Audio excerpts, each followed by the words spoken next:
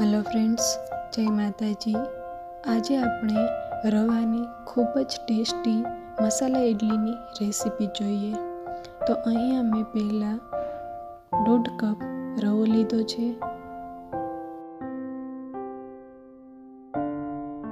1 cup દહીં લીધું છે।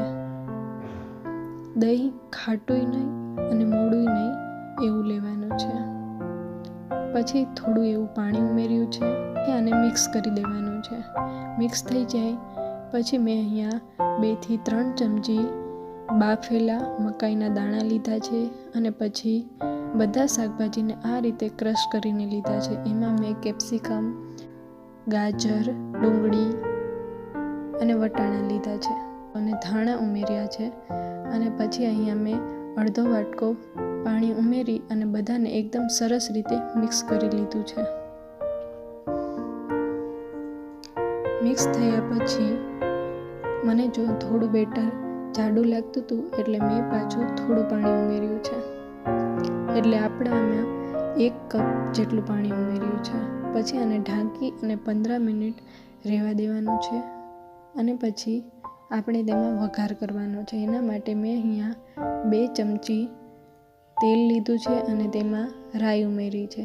આમાં લીમડાના પાંદડા પણ ઉમેરી શકાય, પણ મારી પાસે નહોતા તો મેં ખાલી રાઈનો વઘાર કર્યો છે। આ વઘારને આપણે બેટરમાં ઉમેરી દઈએ અને પછી સરસ મિક્સ કરી લઈએ। મિક્સ કરી લીધા પછી આપણે મીઠું આમાં ઉમેર્યું નહોતું તો અહીંયા આપણે મીઠું ઉમેરવાનું છે સ્વાદ પ્રમાણે।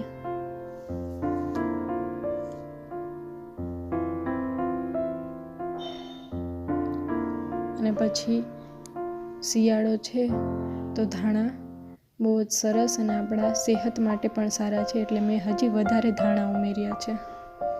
પછી આપણે એકદમ સરસ એવી પોચી ઇડલી બને તેના માટે અહીંયા ઈનો ઉમેર્યો છે।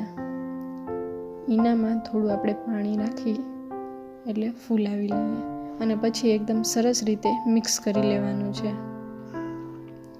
પછી આપણે તમારી પાસે ઇડલી સ્ટેન્ડ હોય તો તમે એમાં કરી શકો છો અને નહીં તો ઢોકળિયામાં પણ કરી શકો છો। તો અહીંયા ઢોકળિયાની બધી વાટકીમાં તેલ લગાવી લેવાનું છે। તેલ લગાવી લીધા પછી આપણે બેટરને વાટકીમાં ભરી લેવાનું છે।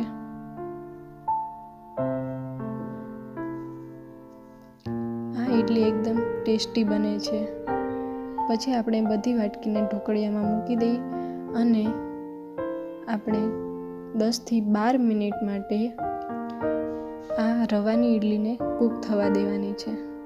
10 થી 12 મિનિટ થઈ ગઈ છે તો હવે આપણે જોઈ લઈએ।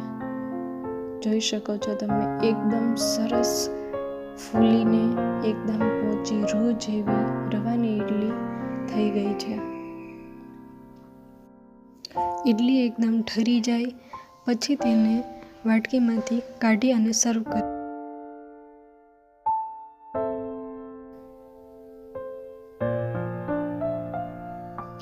જોઈ શકો છો તમે એકદમ સરસ પોચી બની છે અને ખૂબ જ ટેસ્ટી બની હતી। તમે પણ એકવાર જરૂર ટ્રાય કરજો અને કમેન્ટમાં મને કહેજો કે તમારે કેવી ઇડલી બની છે।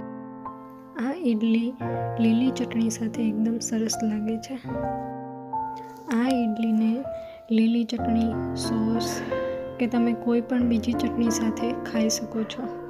બધામાં ઇડલીનો ટેસ્ટ એકદમ સરસ લાગે છે। ઇડલી એકદમ સરસ બની છે તો પ્લીઝ મારી ચેનલને સબસ્ક્રાઈબ કરો, લાઈક કરો, શેર કરો, કમેન્ટ કરો, પ્લીઝ સપોર્ટ કરો। તો તૈયાર છે વેજીટેબલ ઇડલી।